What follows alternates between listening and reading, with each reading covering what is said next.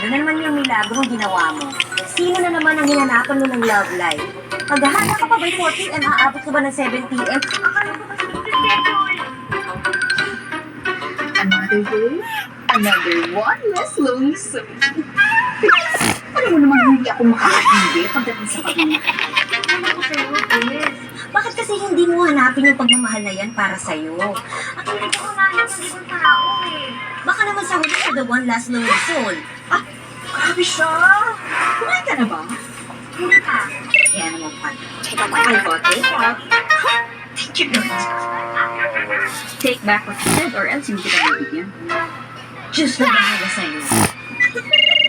Amen!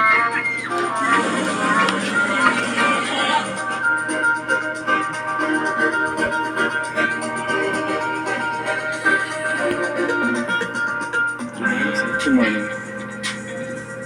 Hi, everybody. Good morning, Manny. Good morning.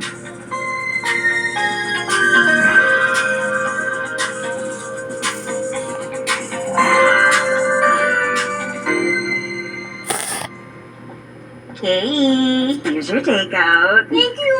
Of course!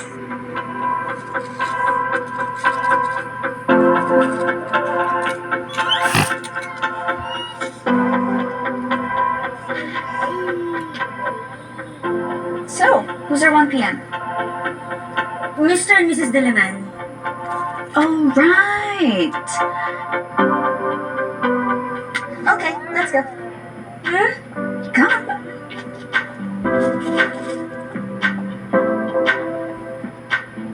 I want to see the financial statement.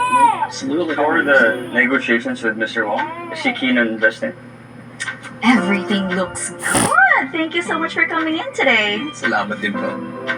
Salamat po, ingat po kayo. Salamat ha. Nanakot.